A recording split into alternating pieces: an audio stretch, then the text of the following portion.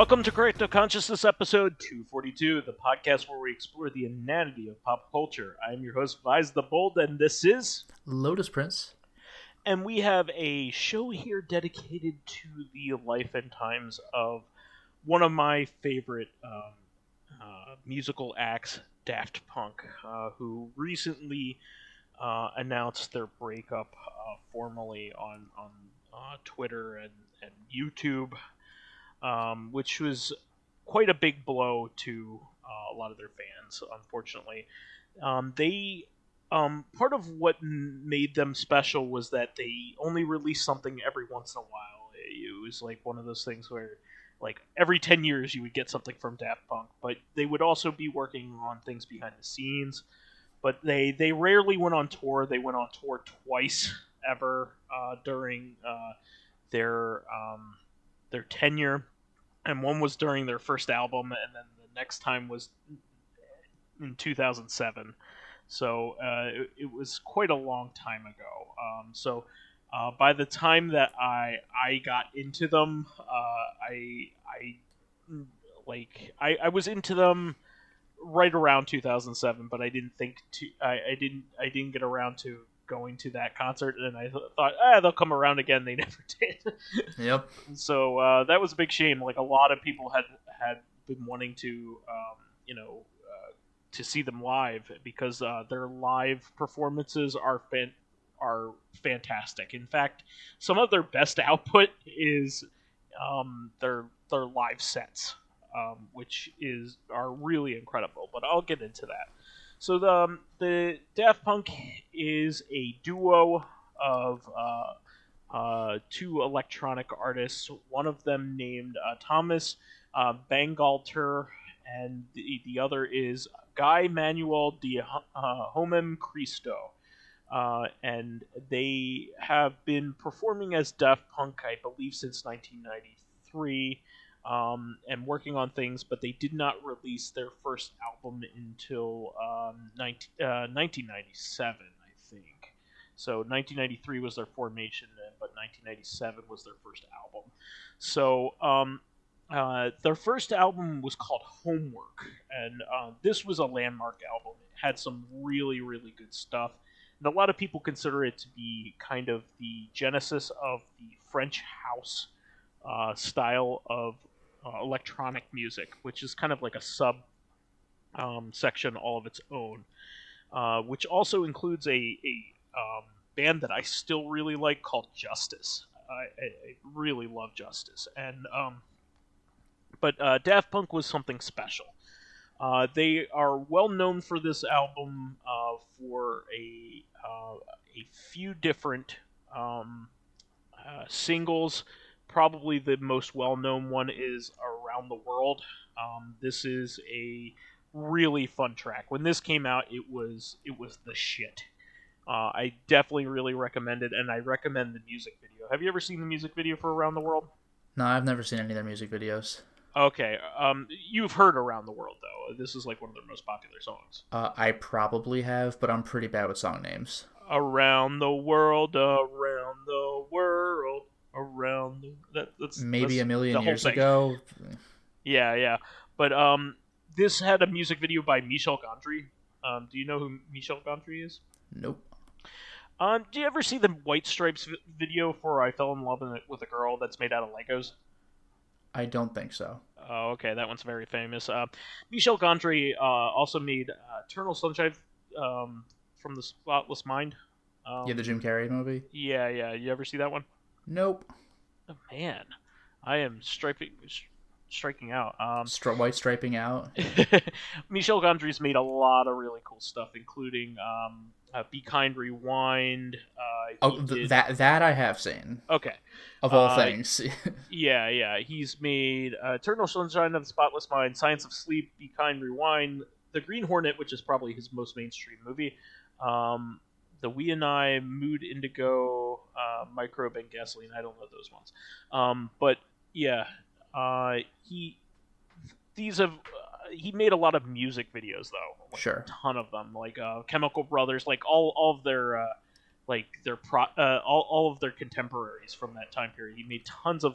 He's really well known for very unique ways of filming, like really cool, unique, like shots. Like there's a TV show called Kidding with Jim Carrey that had some really unique stuff going on with it. So I really enjoy a lot of Michel Gondry's stuff, and his Around the World music video you should definitely check out, because in it the way that the song goes is that the way that it progresses is they keep adding instruments to it.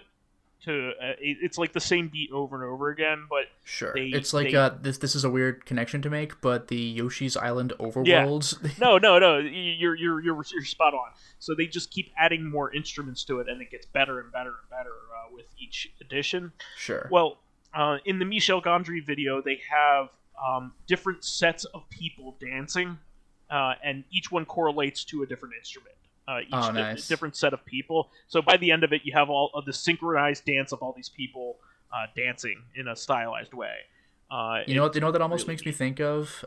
Space Channel 5. Yeah. Where as you do better, you get more instruments and more of a crowd following you and syncing with your movements. Very similar. And that's very contemporary to that time period. What Space Channel 5 is probably 99 or 2000. Yeah, Dreamcast games. Yeah. So yeah, they had a lot of really cool stuff. They also had a music video from Spike Jonze on the soundtrack as well. Spike Jonze is really awesome movie director. Do you know any Spike Jonze movies?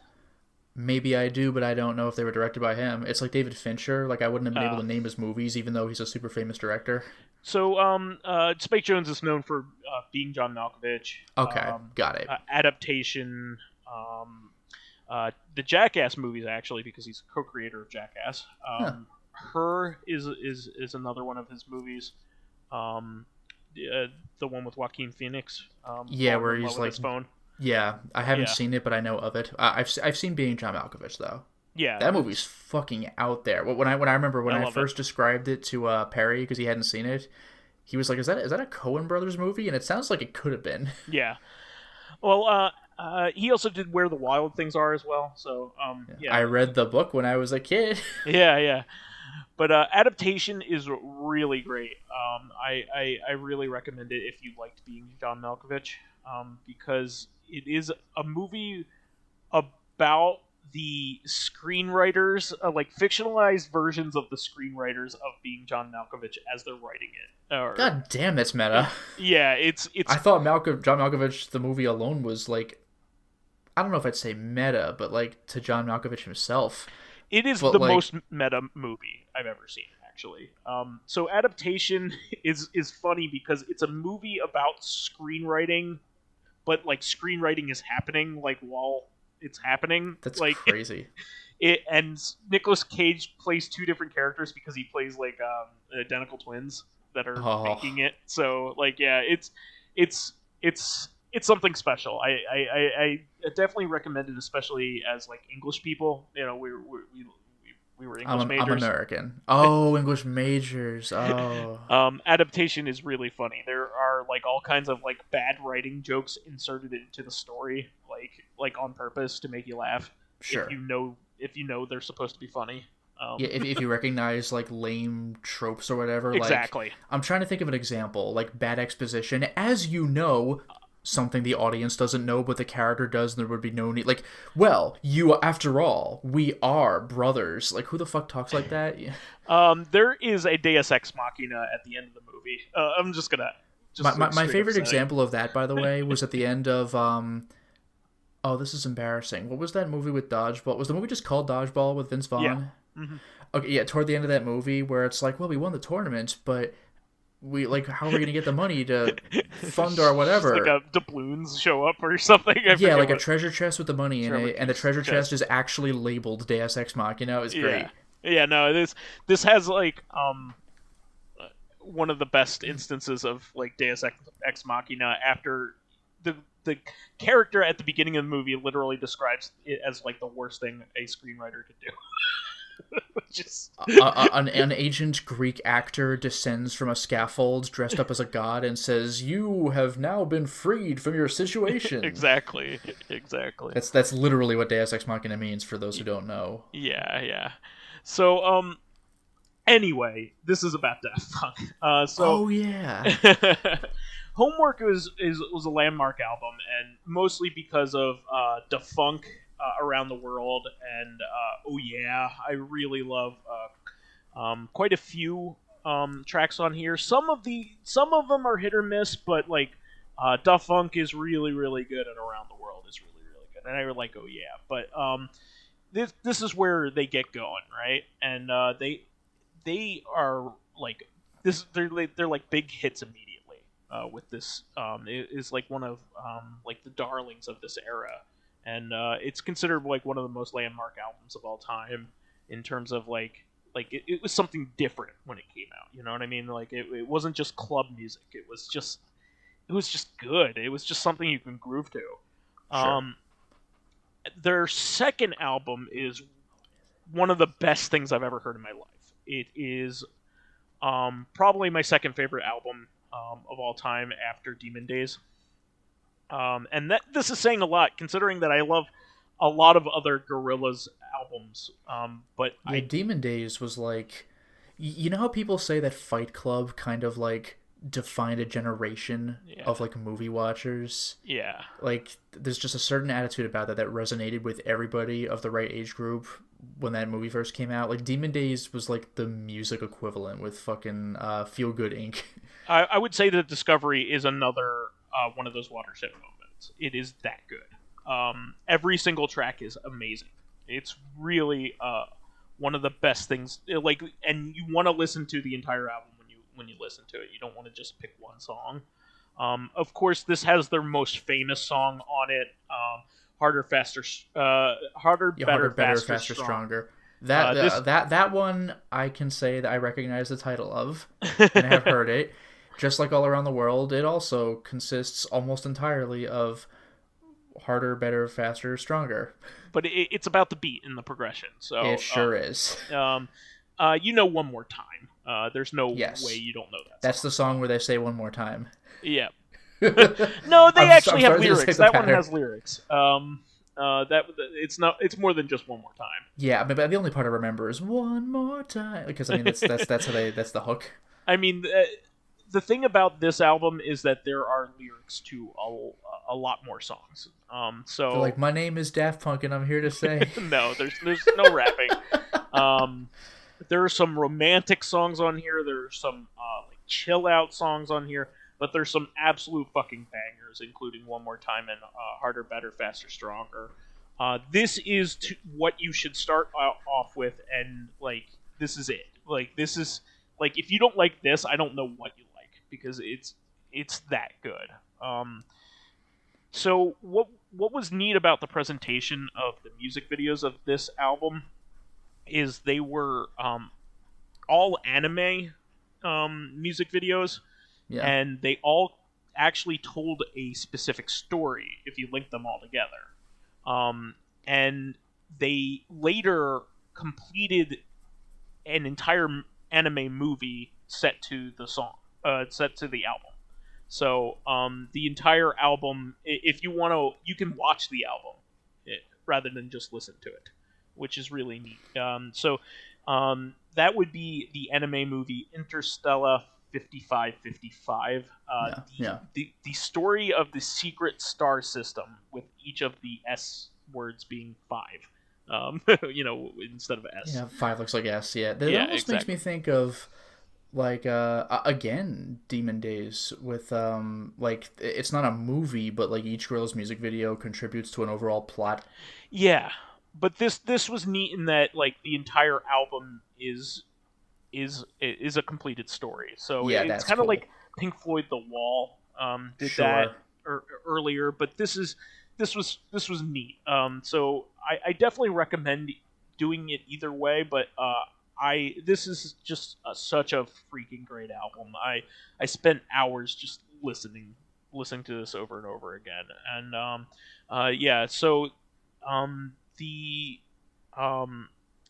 Daft Punk was hugely inspired by, along with all the different music from the like the late 70s and early 80s that they really loved, but they also were inspired by anime, like a lot of people were at the time. They had hopes of getting Leiji Matsumoto, who created Captain Harlock, to make this. And, Oh wow. yeah. That's a look, by the way, because I mean I know Captain Harlock's look has, or not hit the character's look, but like the overall like way And the you love anime looks. Captain Like the Harlock, '60s version looks different from the '90s version, but like that they're gonna find that guy. Like that's iconic. He made a whole like universe. Yeah, and you love Captain Harlock, so it's just Yeah, he did that, Galaxy Express 39, Queen Emeraldas, and I think they all share a universe. I'm not 100% sure about Galaxy Express 39, but, like, I think there's, like, implications. I should also, I forgot to mention this, that the duo purposefully never shows their faces in public. They are characters in themselves. They are kind of like their own virtual band, even though they play their virtual counterparts. Sure. They play as the robot duo. They have stylized helmets as they perform. They were the first people to do this outside. Well, there are all kinds of acts that have kind of had that mask thing going on, but Yeah. they were the first in electronic music to do it, to my knowledge, in a mainstream way. You have Buckethead, who replaced Slash as the guitarist of Guns N' Roses, who wore like a Kentucky Fried Chicken bucket on his head. That's freaking great. But I can't think of anybody else major before this. So Daft Punk, like, I'm sure, inspired Deadmau5 later. I was gonna mention, like, obviously not as the earliest, but I was gonna mention Deadmau5. And doesn't Marshmello? Marshmello like is I was gonna say is the newest person to also pull off with like Ninja Sex Party, like the backup like instrumentals have their faces obscured. Yeah. I mean, I think that's more and more becoming a thing that, even Gorillaz, to an extent, like, you don't really know the rest of the band other than Damon Albarn. Yeah, because like, they rotate. Well, not only that, but like even when they're on stage, they're like, depending on the aesthetic, but often they're kind of like in the backgrounds and like lit in such a way that like they're kind of silhouetted. It's more about the projectors on screen or the hologram projectors, depending what era of concert you're watching. Even Damon himself, like, you may or may not see him very well. Yeah. I mean, the whole purpose of Gorillaz was they wanted to create a virtual band to take the spotlight off of like the personality of having to run a band, which is similar to Daft Punk's philosophy. They wanted real life to not enter into it. They wanted you to believe in the show that they were giving. Sure. They wanted you to buy into the fact that these robots were. Although with Gorillaz, though, wasn't it also sort of a counterculture movement, like complaining about like the artificiality of like boy bands and stuff like that? It was a response to boy bands at the time. Yeah, because that wasn't even like Damon's first time doing that. Like that Woohoo song, like song number 2, like wasn't that just like satire or possibly parody of like the kinds of songs that have gotten popular at that time? And ironically, it got super popular. It's like Harvey Danger's Flagpole Sitta, which is like unlike any of their other music, because they were making fun of music that was like song 2 doesn't have a clever title. It's like the most uncreative title you could have, and the song itself is like vapid bullshit that has really catchy music, and like that was a statement. But then it caught on, and it's like, fuck. And it has like over-processed like instruments that like you could barely hear because they're all like, they're all digitized, and and like, even the music video itself is just like a guy rocking out in his like apartment room or something, screaming to the camera. Yes. it's pretty funny. So Daft Punk is similar in that they wanted to create an experience for the audience. So they are the members of Daft Punk are the robots in public. They just are. They do not want you to know what they look like, because they want they want you to buy into the act, which is and they did that to the very end, to their credit. Yeah, I can't imagine it was easy to like actually follow through with that for this long. Well, in going with that, they are one of the most popular and well known and well respected acts in their genre of electronic dance music, and they have never really given an interview or anything like that. Yeah. Because they don't want to break the illusion, and Mm-hmm. they are like the most respected people in their field, which you know. That's like nobody, hardly anybody could pull off that kind of thing because like they're doing it through talent alone. Yeah. They're doing it through only the music. And they barely went on tour. They went on tour twice. It you know out of since 1997 to now. So that's a big deal. So that was their first movie, and they also created. There were also some remix albums as well. I should mention. There's a remix of the first album called Daft Club. I think Daft Club also has some Discovery remixes in it too. Is Yeah. Daft Club what happens when you want to protect your car when you're in France? You put it on the steering wheel. Nobody knows what that is anymore. Nobody knows what the club is. Get out of here. Remember the club? It was a theft protection device that you put in your car that you would extend across your wheel, so like Yeah, somebody steering can wheel. turn it all the way around. Yeah. But yeah, it was a big deal in the '90s. But nobody listening to this knows what the fuck that is.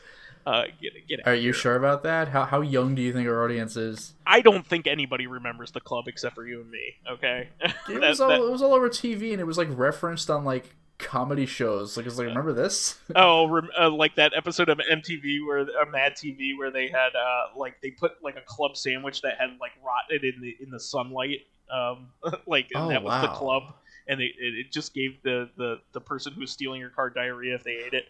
I don't think I ever saw Mad TV, but I think I actually might have seen that. Yeah. Where like I remember like the guy on the commercial was like, and then there's a particular chemical in the mayonnaise that when Yeah, it responds to exactly. heat, like causes some chemical reaction Yep. that works horribly. I can't believe I've actually. It's like the one Mad TV thing I've ever seen, and you brought it up. It's It's crazy. with R.D. Lang, I think, from the Howard Stern show.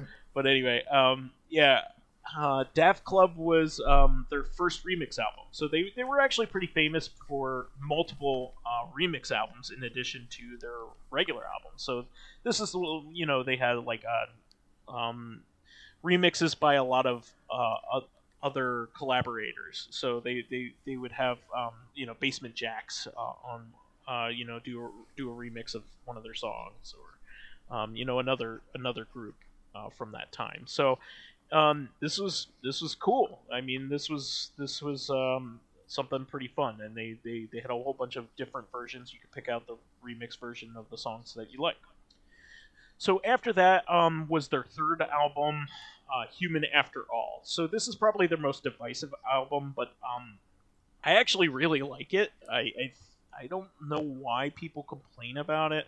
I think to me, it's better than their first album, which a lot of people revere their first album, but I think that Human After All has more listenable tracks because the first album has some bangers on it. It has Around the World and a few others, but like there are some tracks on there that are very experimental, and therefore like harder to get into. Human After All has some repetitive songs, but What Is There is good. So Human After All is their title track on here, but Technologic was a big hit. That one is used in commercials and stuff because it says all kinds of different like computer jargon in it, like zip unzip it, like they make a Sure. that song is really really good. Robot Rock was a hit as well, and Prime Time of Your Life. So there's some good stuff on this. Even Steam Machine is really good. Television Rules the Nation. This album's good. I don't care what anybody says. But here's the thing. After Discovery, like anything is going to be a letdown.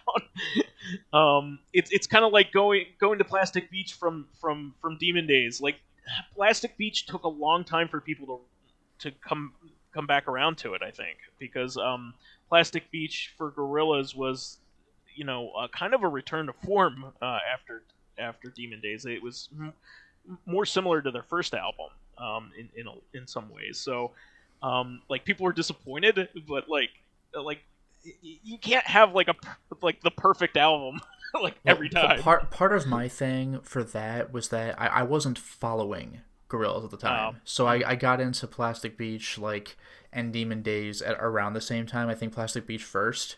So I love Plastic Beach. Plastic Beach is actually like one of their best albums. So I love that album. Yeah.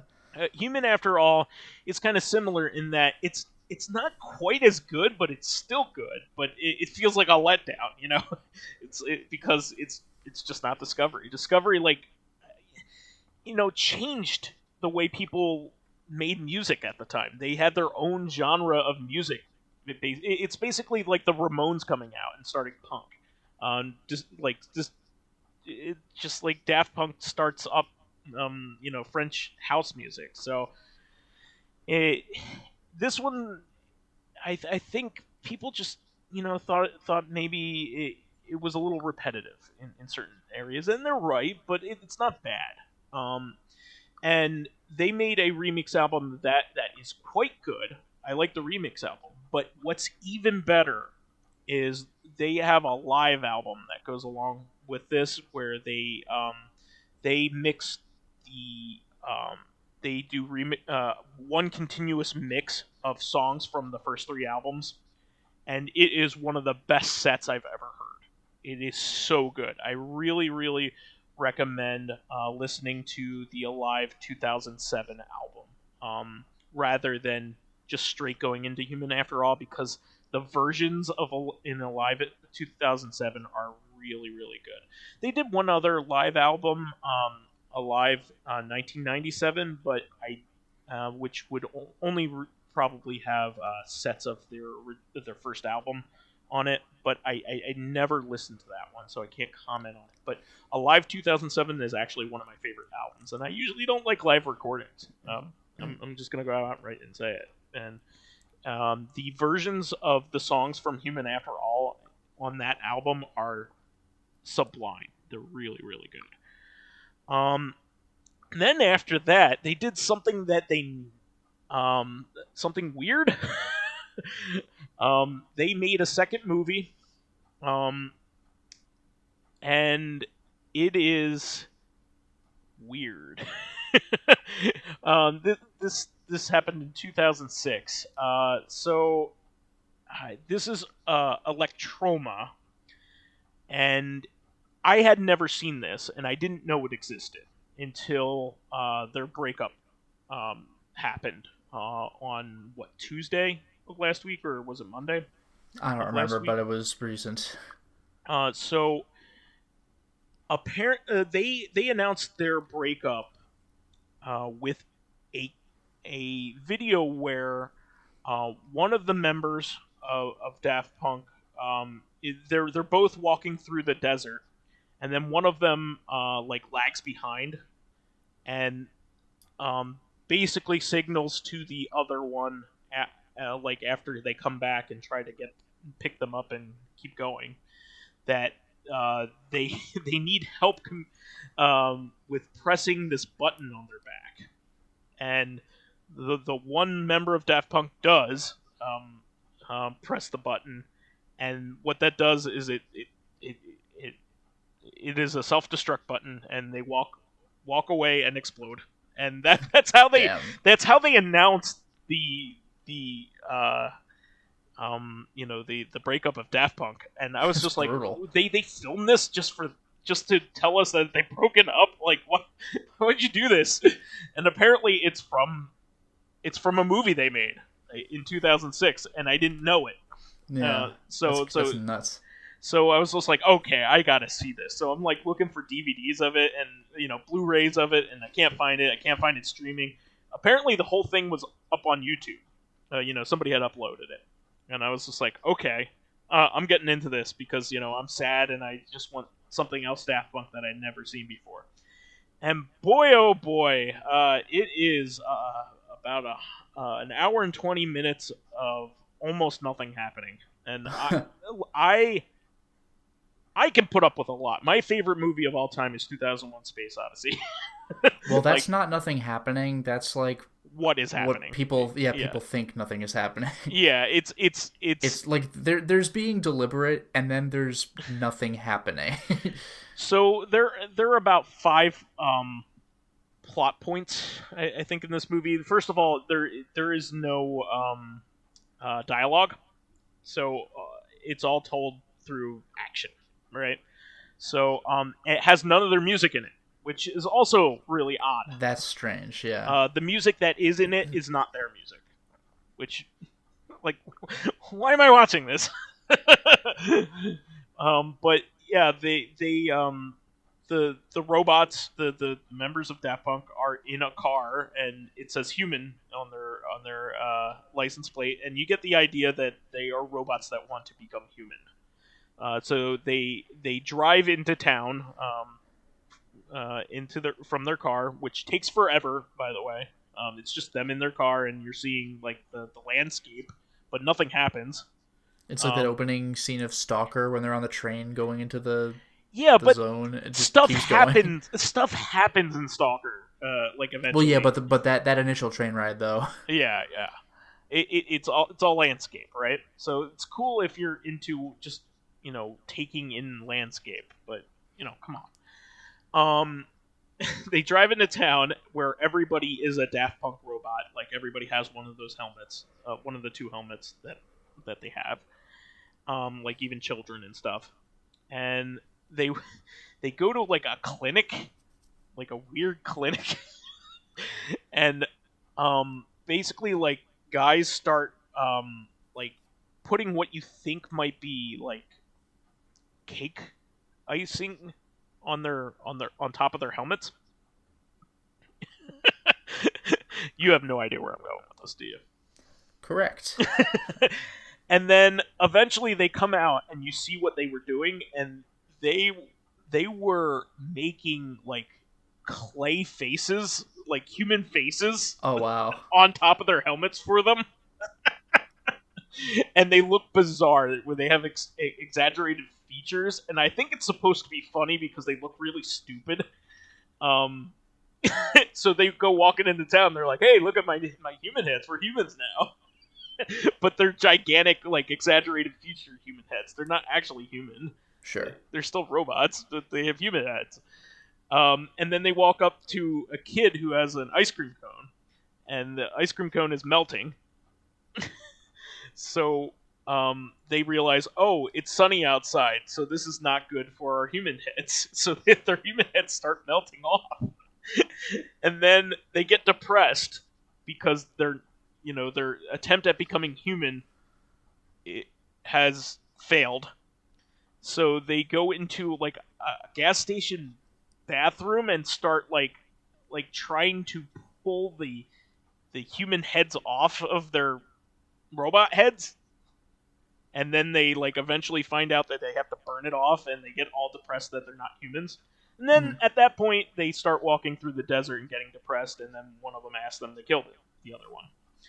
And then the final robot is left by himself. This is the part after that clip that they showed you earlier. And he wants to kill himself, but he can't.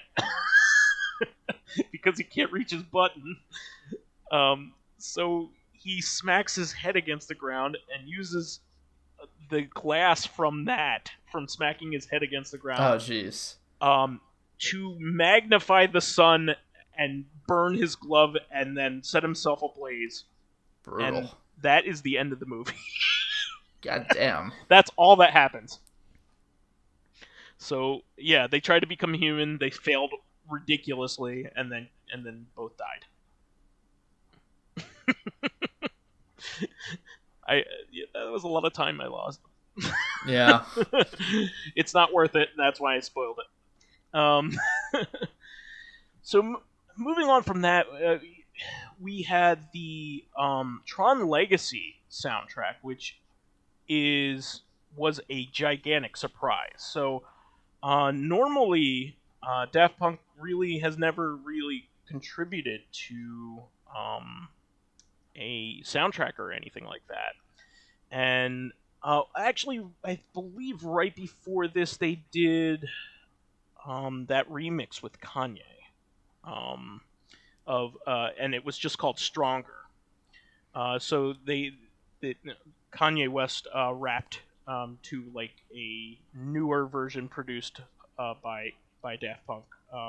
Using the original versions of Harder, Better, Faster, Stronger, and it was just called Stronger, and that was a big hit. But then in 2010, Tron Legacy came out, and that was the second Tron movie, and everybody was really excited that Daft Punk was going to do the soundtrack to the Tron movie. And kind of like what I said before about Sonic fans in last episode, Tron is more about aesthetic and music than anything.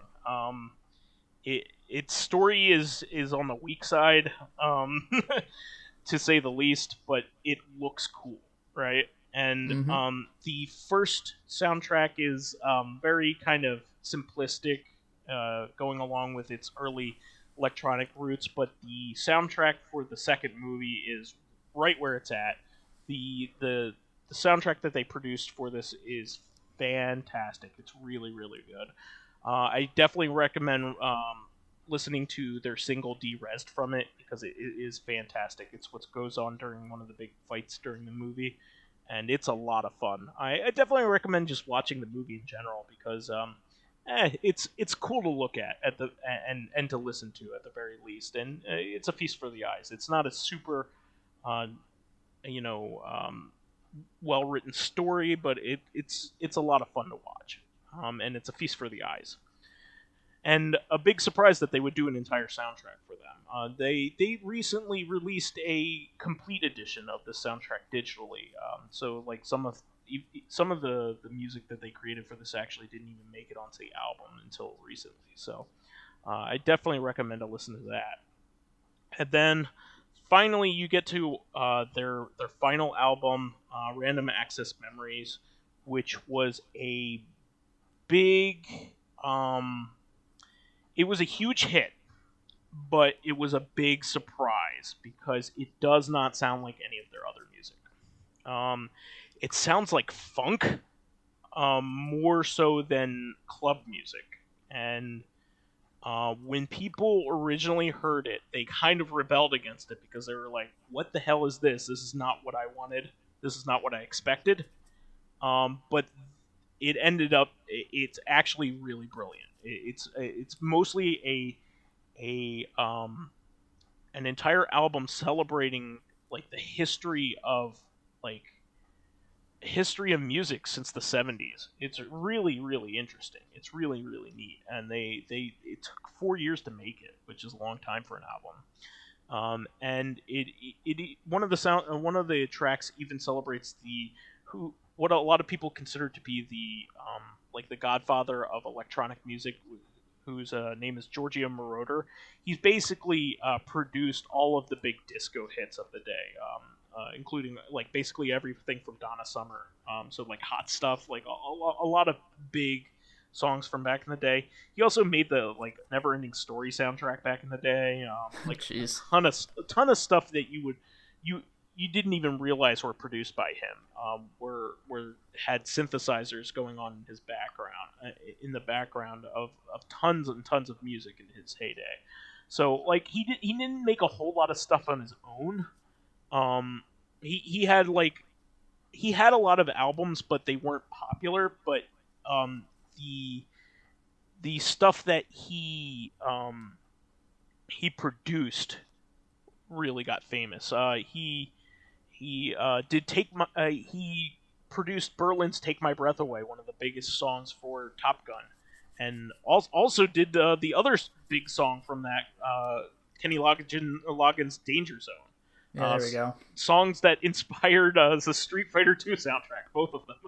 Yep. or Danger Zone, actually. So, there's some really good stuff that he contributed to. So there's an entire track dedicated to him telling his story with a musical accompaniment in the background with that Daft Punk made.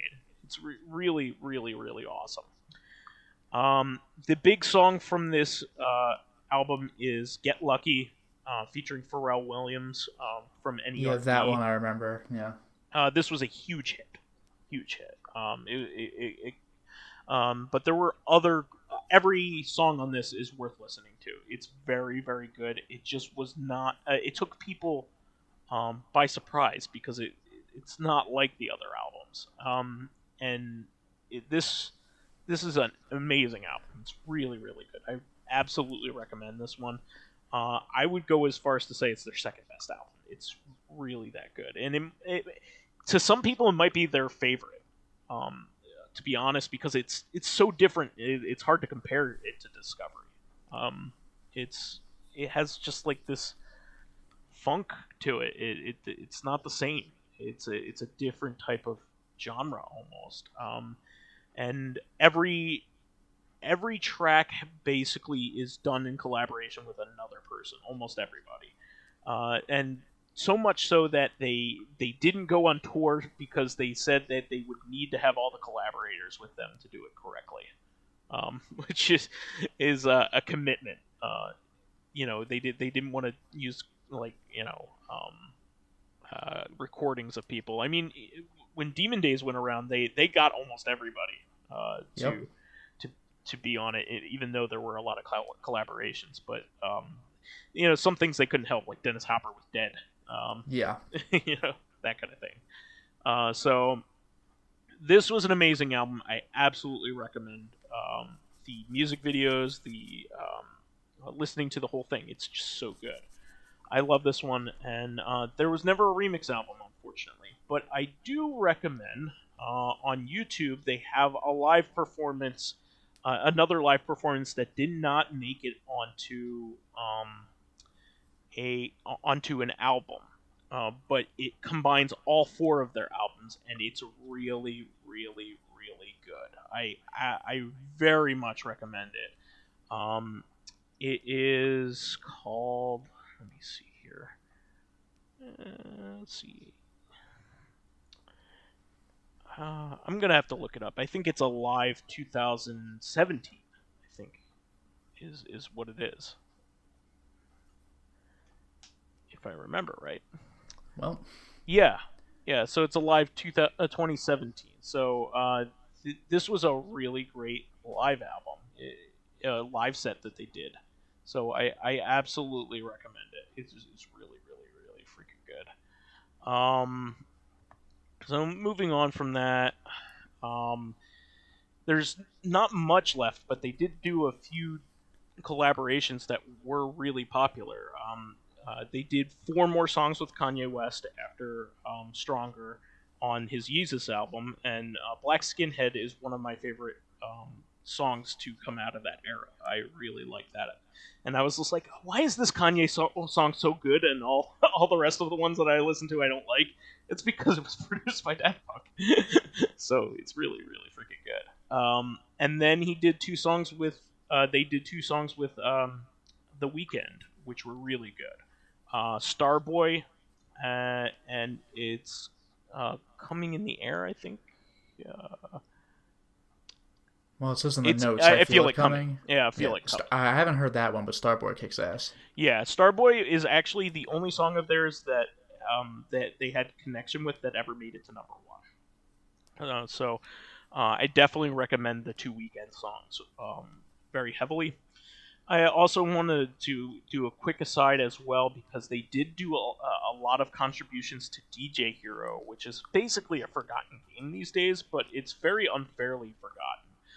It's lumped in with the rest of the band Hero and Rock Band stuff that got oversaturated from that era, and you can't really blame it. But it has a unique mechanics, and it has the turntable peripheral, which was a really neat peripheral. They have a whole bunch of songs on that one and remixes. I believe you could play as them as well as their avatars. So definitely seek that out if you like their music that much. It is really a fun game, and One other shout out for avatars, by the way, is that they actually show up behind some counter, like some reception desk or something, in Paprium, because yeah, Paprium is a French game. They're just kind of like a background detail you might notice. they show up as cameos in a lot of things. I mean, they were in Tron Legacy as well as a cameo Sure. in the club. That's in Tron Legacy. They are actually playing. They are DJing their own music there. There we go. They So it is diegetic music. they show up like in Interstellar 5555 in the also in the audience as well. They have like an anime versions of themselves. So they always did things like that too. They just showed up everywhere. They were also involved in a bunch of other like music videos as well, but none of them are nearly as well known as the ones that I talked about. So it's truly a big loss because I didn't expect them to break up. You just didn't, because you never heard anything from them. So and especially considering that the weekends, the stuff that they produced with the weekend wasn't that long ago, really. So and they just came out with that extended cut of the Tron Legacy soundtrack. So there was rumblings of stuff that they were doing, but it's a big shame. So I just wanted to do this as kind of a celebration, and also share my knowledge of their career, because I pretty much experienced almost all of it, and it doesn't let you down. I have to say, just listen to Discovery and listen to Random Access Memories, and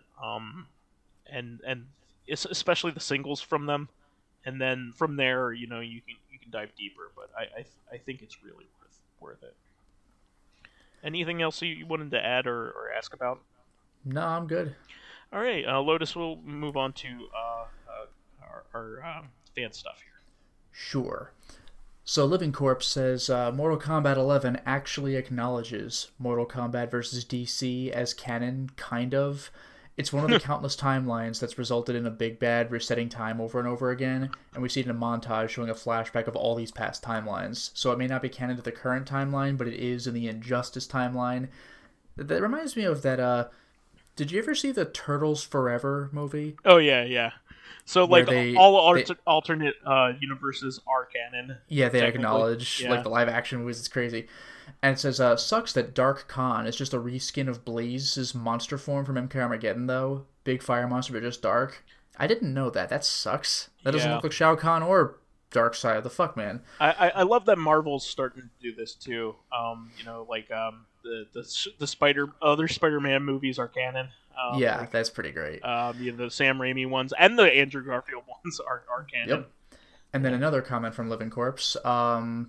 Just sticking with the MK theme. Never before has stabbing someone with a dagger made of their own blood been so cool. My one complaint about the MK movie, and this is a complaint I've had for the past 10, 15 years of film, is enough with the muted colors. It was a breath of fresh air when John Wick's Neon Light and Kong's Skull Island had color. Even giant monster movies are falling victim to muted color bull. Godzilla 2014 is gray and brown, with the only color being the monsters when they glow. I get it's meant to make them stand out more, but it just makes the monsters look like a cool thing in a bland and boring environment. Because one movie with muted colors becomes a success, everyone tries copying it. Yeah, no shit. I'm so sick of that. Without stopping to think if their movie needs it. And then there's the logic that people won't take a movie about a fire ninja and cryomancer fighting seriously if they're bright yellow and blue. So let's remove the color. It's still the same thing. This is the logic I expect from children who want their favorite thing to be seen as cool, not adults. If they didn't take it seriously before, changing the color will make a difference. Stop trying to appeal to people who are never going to see it to begin with. It's MK. Everyone and their grandma knows what it is, so they already know if they're going to see it or not. And then the one more comment from Living Corpse is, this is about your choice in anime with your wife, Vice. Yeah, I wouldn't show her Elfen Lied. I made that mistake once when I was a stupid teenager, and I think I completely turned someone off of anime altogether. It's not even the violence and the nudity. It's the child nudity, and so much of it is needless. I thought about if I was in charge of a live-action Elfen Lied movie, or show what I would do, a movie or show, what I would do, and yeah, first thing I'm doing is removing or changing the parts with naked kids to not have naked kids. I actually forgot that was a thing. Yeah, see, I never saw Elfen Lied all the way through. I just know that it's I just remember it's the well regarded. ultraviolence. Yeah. Fakafon, in a slight change of subject, says, "You know who I want to play as in the Hyrule Warrior games? Bombchu. That'll be the most fun 5 to 10 seconds you've ever had." I was just gonna say. You get to climb a wall. What? Really? Aw. You didn't even go where you intended. Yeah. Oh, whoops. You curved for no reason. And then he says, "Also, I can't imagine myself playing StarCraft today." And Dracologist says, "Resonance of Fate reference? I get it. Nice." Mara Jade, isn't she Luke's daughter? I had to Google this. No. Luke's wife in a Legends timeline. Yes. I didn't know it was a thing. And Baka-sensei has 2 comments. About the question on a game that made you purchase a console, I purchased the MH, I'm assuming Monster Hunter yeah. theme 3DS and game separately, but the first console I owned and was for MGS4 was the PS3 Lite. It was a struggle for 3 months of savings, because it was from work to home and home to work. And it's the same for PS4, but for Monster Hunter World. On Chrono Trigger, I also didn't know you could let him join, Magus. My cousin told me the first ending, and I found out it was multi-ending, and it was out Project of Vacations. Oh, it was just a typo. It was our Project of Vacations to have all endings recorded on VHS, and we lost it. That's rough. Oh, that's a shame. On this question, mishaps. I guess Monster Hunter, when you had to make a separate armor for Gunner and Swordmaster, I used to make a complete set and found it was for the wrong skill. Oh, that sucks. That sucks. I just feel that we're in a skip concerning current events. Like, I wanted to comment on Daft Punk separation. Oh, well, hope you all are safe. Well, don't worry. We got it. Yep. And then the other comments, which just cracks me up. I concur with Living Corpse. Elfen Lied is not a good start, no matter the background. It's like me showing School Days to my brother to prove anime had specific topics. Yeah, that's a fucking design. I hope you didn't actually do that. I don't know School Days at all, so... School Days... Don't do that. If memory serves, I might be wrong about this, but wasn't School Days the one where the second to last episode had a note that said you might just want to stop here because the last episode is fucking horrible and miserable? Wow. There was an anime that did that. It might have been School Days, where they just tell you, like, you might just... It's like the Dark Tower 7. Maybe just stop reading here. Yeah, I don't know. It's like... I was thinking of, like, bad starts to things. Like, how about Japanese cinema and showing my wife Funky Forest? Well, no, that's not a bad start. It's just the opening act with the comedy duo was a pretty rough set. But yeah. once the movie gets going, it's more palatable. But really, though, Elfen Lied, I do not recommend that as the number one choice of something to show someone who doesn't know anything about the genre. Nah, like Cowboy Bebop is what I chose. Cowboy Bebop is like something that everybody can get behind. Elfen Lied has like, well, how far did you get in it? I only saw the first episode. Oh boy. Yeah. Yeah, there's this is not the kind of thing I usually remember. Like, in episode 17, but I think I might be wrong about this, but I think I might actually remember the episode number from like over 15 years ago when I watched this shit. Like episode 8, I think, with the flashback of Lucy where she's a little kid being bullied at school. That's like one of the worst things I'd seen, like, of the era. Like, man, that child cruelty is real. I don't mean cruelty to children, although actually I do, I guess, but I mean cruelty from children. That shit is inexcusable. Yeah, I mean, I've been showing her a lot of, like, mainstream stuff. Like, I've shown her some Studio Ghibli stuff, and she really likes, yeah, Studio Ghibli is like the Disney of Japan. You can't go wrong there. But fucking Elfen Lied, dude, like, yeah, no, watch the show before you show it to someone else. Jesus Christ, like, I showed her Spirited Away and My Neighbor Totoro, and she loves them both. So Spirited Away and Princess Mononoke are probably my favorite Ghibli film. I haven't seen that many Ghibli films, but Spirited Away is freaking crowning achievement. The Lupin the Third movie is really fucking great. Yeah, I actually have seen that one. I think that might have been my first Ghibli film by coincidence, but that's very, very good. Yeah, that one's really good. I love the unnecessarily dramatic flair the villain has, where, like, they're doing that thing where, oh no, he's gonna marry the love interest against her will, but he's got this, like, weird, overdone dramatic costume that he's wearing. It's like, what is this? It's like, I don't even know if it's of the time. That's not a thing from the 70s, Yeah, but it's no. just like it's not a detraction of the movie. It's just kind of funny. It's Yeah, like, yeah. what are you doing? No, You I know, mean, I've shown her some good stuff. I saw. dressing in this Phantom of the Opera costume. But you go ahead. I showed her Nausicaa, like a lot of the biggest ones. I haven't. That one I still need to see. Actually, I know that's one of the classics. Yeah, I'm reading the manga as well gradually. Oh, fun fact about that, by the way. I would never have known this, but this was back in our discussion of the Blue Point Demon Souls. But there's apparently some creature in Nausicaa. I don't even know if he really stood out or what, but there's a big demon creature with like the overbite of the century. He's got like 4 or 5 big fang-looking teeth like hanging over like to the bottom of his like chin. Mm-hmm. And apparently that was an inspiration for what the Vanguard demon looks like in Demon Souls. Oh, neat. So when Blue Point changed it, it basically looks like the Vanguard demon, but it's like, yeah, but that was an intentional design choice, though. Like little things. And the Flame Lurker, we already talked about that, but that was a change that really shouldn't have happened. But because everything FromSoft does is a reference. Half the time they're referencing their own older games, but like, just consult with Miyazaki first. Yeah. I think they fixed the Flame Lurker thing though. That would be impressive because that's like a 100% different enemy design. I'll have to look into that in 10 years when I get a PS5. Okay, and then our question of the day is, School Filmer, what are the most frustrating bosses you have fought, and why? I got one I could think right off the top of my head when I was doing my Let's Play. The final boss of Galerion's Ash, because that guy has health for fucking days. Yeah. Like you learn how to fight him and you kind of get good, but you're gonna mess up after like 1,000 hours of this guy not fucking dying.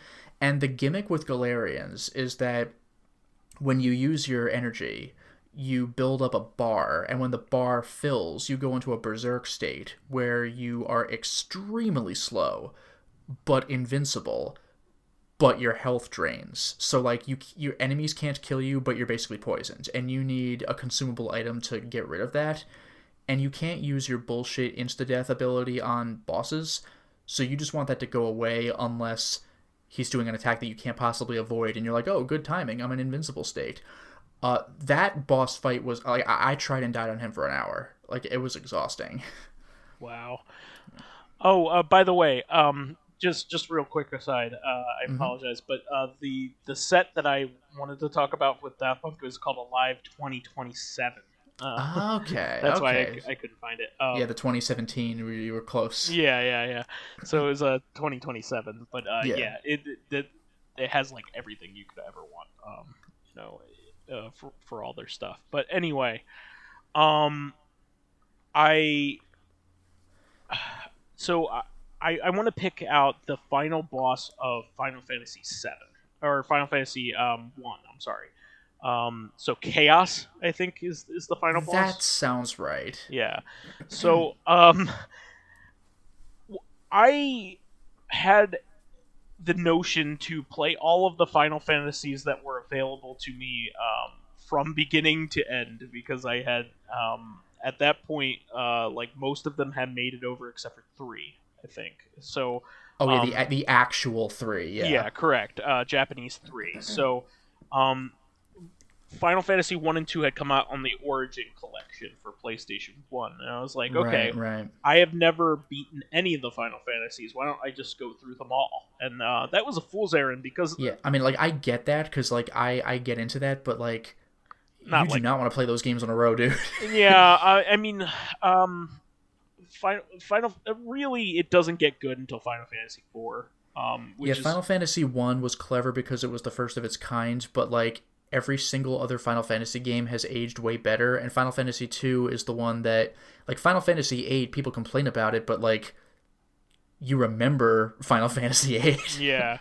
So, I played through Final Fantasy 1, and it, of course, had all the niceties of the newer version that, like, fixed a lot of the things that were mean about the original Final Fantasy on the NES, which was, like, if you had targeted a bad guy, and your first fighter had killed it, the other remaining people that are targeting that guy will attack the air that he exists Oh, in. yeah, that's very irritating. So yeah, you would Yeah. have to be like, I guarantee this guy's dead if I hit it with this character, so I have to remember to have the other characters target It's specifically bullshit. an enemy who's still alive. Yeah, It's that's bullshit. bad design. That's just bad design. Yeah, so they fixed that with this one, and the game overall is a lot easier, because of like modern niceties. I think it even tells you like who can equip what, which is not something that happened in. Oh, so you would try and it'd be just like, Well, no. What would happen is you would buy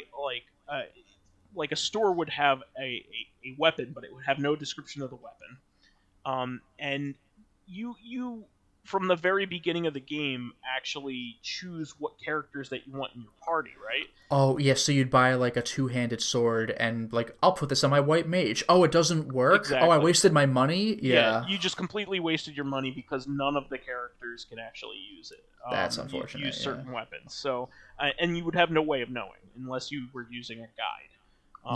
So like just stuff like that. You didn't know when to promote your guys properly. Like it's just a lot of bad things. So I had actually gotten very close to the end of the game.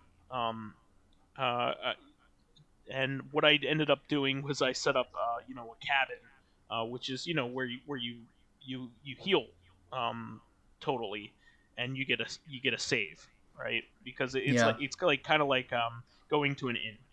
Yeah. So I used one of those, and I used that within the like the final palace after you make the time jump back because it's supposed to be cyclical. Sure. And I at that point tried to fight chaos and failed miserably. I just was not leveled properly for it, and I was stuck and could not go back and level. So I wasted my entire time playing the original Final Fantasy up until that point, and I just got frustrated, and I said never again. You know what that reminds me is of like the reverse of that situation. Like at the end of Final Fantasy VII, you could find an item that creates a save point anywhere. Yeah. And the final dungeon like doesn't have a save point right before the boss, so you should use it there. Yeah. But if you didn't, then it's like, oh man, you lost your opportunity to use it, but you wouldn't know where to use it unless somebody told you to. Yeah, unless until you cross that one doorway. Oh, it's the boss. Like, oh fuck. Yeah, so that's probably my biggest one. Just because like that and some SNK bosses because they're like legendarily. Yeah, like, those are ridiculous. Yeah. So I think I always like saying young geese in Art of Fighting 2. That guy's a monster. So is it Fatal Fury 3 was that one, right? And so, one of my favorites is Fatal Fury. Oh yeah, Fatal Fury 2. No, that was Art of Fighting 3. I'm sorry. Fatal Fury, Real Bout. Is Real Bout Fatal Fury Special?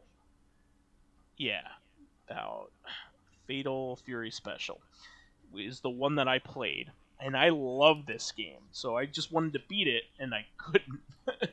I got to the very end and I had to and the boss is Krauser, Wolfgang Krauser. Oh no. And he's like one of the hardest of the hard impossible SNK bosses. Yeah, he's so bad that he was the villain of the movie or one of the Fatal Fury movies. Yeah, so yeah, Krauser is the final boss, and he's legendarily like the hardest one of the SNK bosses, and SNK bosses are legendarily unfair to begin with. Well, how about fucking Ignis from one of the KOF games? Oh, jeez, yeah. So, I found out that the only way that I could beat Krauser, because basically the AI just knows every single thing that you're going to do when you bullshit. do it. Yeah. So the only way that I could beat him is by light kicking him, because he has no like good counter to a light kick, because like he doesn't see it as much of a threat. Yeah, you know what that's like is like a Dark Link in Zelda 2. He's like the hardest boss in the game unless you go to the corner and crouch and just stab repeatedly, and then he's the easiest boss in the game. So I basically it's a war of attrition. You have to avoid all of his attacks and and block everything, but also like hit him with like down like kicks, because he doesn't counter those. Like he counters like all of your big moves, like your power geysers and all that stuff. Yeah. He'll counter all of them and kill you. So yeah, that's how I beat him. I also found that Eno from Guilty Gear Sharp Reload Yeah. murdered me every single time, and I still don't know She's how to fight her. scary. And I She got she really has good that at one that game. guitar move that like covers most of the screen. Yeah, You it have to like covers the whole jump. screen. What do I do? Well, actually, I remember seeing that problem with Luminaire in college. Just run into her and like jump over her, because if you go back, you're just getting more in the way. You have to Yeah, like but just you still get hit no YOLO. matter what, right? No, run up there and like jump over her. Like I, that's I as good as even it's gonna tried get. it. Like there's still some instances I think where you can't really help it. I don't know. Yeah, well, if she's at the edge, then I don't know That's what what you're I gonna mean. do. But yeah, but otherwise, run toward her, which sounds counterintuitive. But no, it's like the Souls games. How do I avoid that big sweeping attack? Roll into it. Like, oh, okay. I can't. Who was I really frustrated with in Demon Souls? I King Allant is pretty damn rough. or no, I mean Dark Souls. Dark Soul, Four Kings. No, I got frustrated with the like the guy in the past. What Oh, Artorias. Art? No, I beat Arturius. The guy that you have to like time like it's from the DLC. I'm sorry. The boss of the DLC is really hard. The final boss, like Manus. Yeah, Manus. Yeah, that guy was tricky. Manus is really hard, and the dragon from there is really hard. Yeah, that one's a bit. That's another one where you learn how to fight it, but it just has too much health. Yeah, yeah. You just eventually you're gonna mess up, and then you're gonna That one die. drove me nuts. Yeah, Have fun cutting off his tail, by the way. yeah. I did that too. Yeah. It doesn't have that much HP actually, but it's so hard to get an opportunity to hit it. I had actually had a harder time with Manus than the dragon, but yeah, Manus really fucked For me up. me, Dark Souls 2 DLC, the Fume Knight, that was pretty miserable. But that's because I'm used to being a tank, and he does a lot of chip because he's got like a flame and darkness sword. Mm. So like I have to like learn how to get good after I've been playing this game for like 40 hours. I'm like, oh shit. Oh. Um, Probably some stuff in Bloodborne too, like the Bloodstarved Beast in the Chalice dungeon. That one was miserable, partly because of my character builds. I'm a glass cannon, so like bosses can generally one or two shot me, so it's a lot of playing perfectly. Even in Mortal Shell, the boss of the second dungeon, specifically as the guy who can never take a hit. Like the bosses in that game really aren't that bad, but when you can't take a hit, that second boss sucked. The first one I beat on my first try. That second boss, it took me hours. Yeah, I'm trying to think of other frustrating bosses that really come to mind, because most most of them were like fighting game related. Like any first person shooter ones that you could think of that were super frustrating for you. I don't know if I usually have problems. Like I don't really think of conventional like bosses in FPSs. That's true. Um, like I mean, like they exist, but it's not usually a absolutely must like save state in the boss fights for me. That doesn't usually really come up. Mm-hmm. Um, yeah, I don't know. I'm trying to think of things that I died on like 100 times, and like that stuff exists. Like, oh, you know what? The blue Smelter demon also in Dark Souls 2, because getting to him really sucked because there's a lot of enemies on the way, and then when you fight him, his gimmick is partway through the fight he flares up, so being near him, like too close, slowly drains your health. And it's like, what the Hmm. fuck do you want from me, dude? Like I'm a melee fighter. Fuck you. That fight sucked. Yeah, I'm just thinking of like, I know there have been some enemies where I just had to like really learn them before I got better at them. But Oh, I've usually, definitely had that. Like get used to like practice their patterns enough, and you start to read them better. Like Hollow Knight had some of that. yeah, Hollow Knight. Probably the hardest one for me was the carnival guy. Uh, Oh, who's that? yeah, the demon in the carnival. I don't know if I remember that. He's like one of the DLC bosses.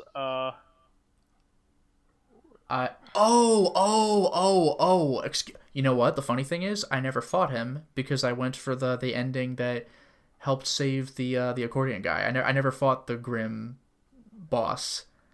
Yeah. And he's so bad that he's the only boss in the entire game, other than the final boss, to get a title card where it's like, Katoom! Grim troop leader. You're like, oh shit. Yeah, I forget. Yeah, I never fought that guy. Master Grim. Yeah, Master. Grim. I never fought that guy actually. He's probably the hardest boss in the game. I'm gonna go ahead and say it. He's really hard. And like I fought his regular fights, like the iterations, but I never fought his like super final form. Yeah, no, that was rough. I just love when you beat him, he like bows, like well done. Yeah, it's back like at it. You beat him, but not really. Like, even when you do beat him, he's like, good job. The cycle continues. Like it's okay. Yeah. I think Old Man Stompy beat him for me. It's the only one he beat for me because he was over at the time. Fair enough. When we were just taking turns. Sure. Trying to beat him. So, yeah, I think we did pretty good with that. Yeah, those are some of the more frustrating ones I can think of, at least off the top of my head. Yeah, exactly. All right, well, I think that'll have to be the show for the week. Mm-hmm. We want to thank all our fans who contributed questions. Please keep us supplied with awesome topics by submitting questions and comments of your own via the YouTube and Soundcloud pages. Thank you so much for the interaction this week. While there, please give us thumbs ups, likes, and 5-star ratings on iTunes. It helps promote and spread awareness of the show, and any bit of encouragement helps keep the show going. You can also catch us on Tuesdays for our sister podcast, Corrective Consciousness, where hopefully less things will close. Yeah, right. Finally, you can friend me as vysethebold on pretty much everything. And you can follow me on my YouTube channel, Lotus Prince. You can hit me up on Twitter at Lotus Prince. And finally, if you are interested in seeing my videos early, getting in on exclusive live streams, selecting upcoming games for me to Let's Play, or getting in conversations with me and other patrons on Discord, then perhaps consider swinging by my Patreon account, which can be found at patreon.com/LotusPrince. All right, wonderful. Well, we'll catch everybody on Tuesday then. Until next time, everyone. Bye-bye.